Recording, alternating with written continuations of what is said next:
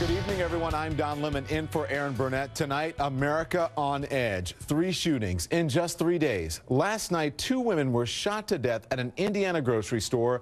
On Tuesday, 2 students were wounded when a 12-year-old allegedly entered his New Mexico middle school with a sawed-off shotgun and began shooting. And Monday night, a father was shot to death at a Florida movie theater. Police say it's because he was texting with his young daughter's babysitter. What's causing America to snap? David Mattingly has our report. Wednesday night inside a supermarket in Elkhart, Indiana, a 22-year-old gunman kills 2 women before he's shot and killed by police. His motive so far, unknown. People are depressed. People do things that aren't rational. You can't really explain it a lot of the times.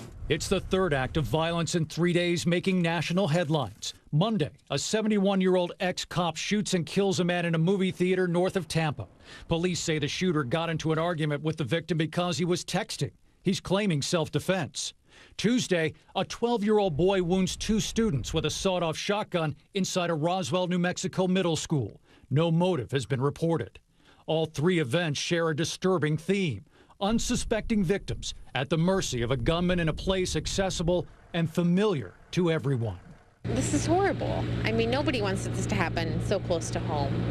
I mean, this is a reality check and a sign of the world we live in. This is a scary place. It's a frightening scenario that could give anyone pause regardless of where you live. There's 10% of me that's always kind of looking around for some nut if you're on the train or something.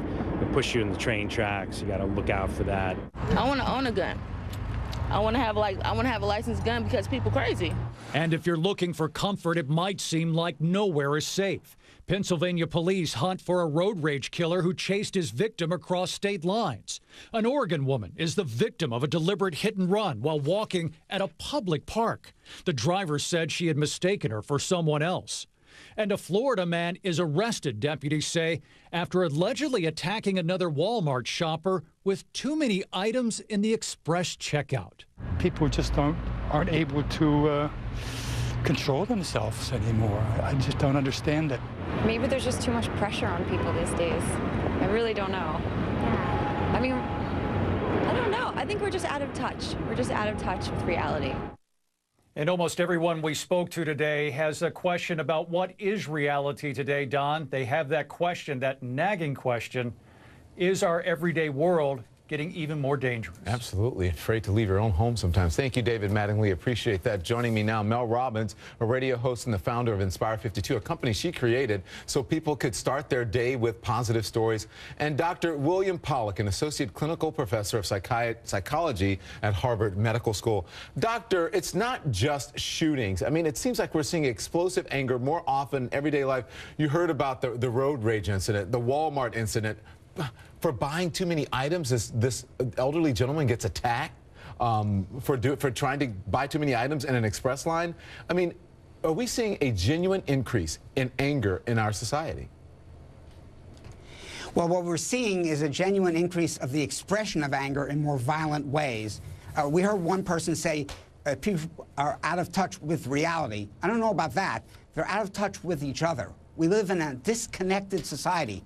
When you're in pain, when you're young, when you're old, when you're feeling sick or feeling angry, we don't know who to talk to or how to change things. And that can build up in some people to the point where it looks like they're snapping, but it's been building for a long time, and they express it in a rageful way, sometimes with guns. But it does seem like people have gotten more rude in my time here on Earth. I mean, certain behaviors that once perhaps were unacceptable in public have become more commonplace. Is rudeness a possible cause of this anger? Well, I think rudeness is sort of an earlier symptom of the anger. I mean, we've let everything hang out. We don't have the strict rules, which I think is good. But we've reached a point where we don't respect each other's feelings. And maybe our other guests will talk about this, but we have social media, but we've become asocial.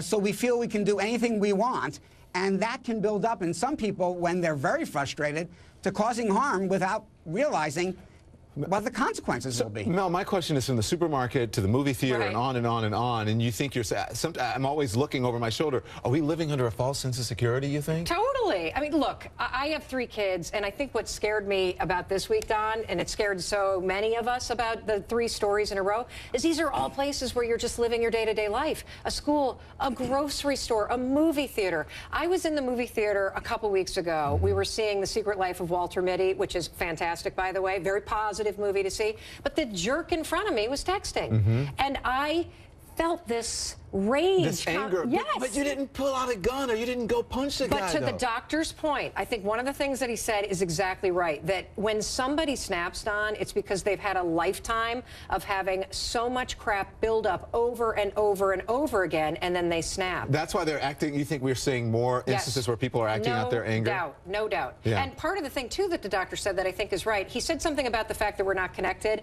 Completely disagree. We're only connected to our own tiny little world. Walk around tomorrow and notice something. Notice how few people look you in the eye. Well, that's everyone does it, right? Doctor, I'm sitting here. I have my phone between the commercial break. Don. I'm looking, but seriously, I think it's because people are almost like objects, like inanimate objects. Well, see, and then this is the thing: is that what happens is it makes you think that there's no anybody else on the planet. Yeah. That it's all there for you. Go ahead, doctor.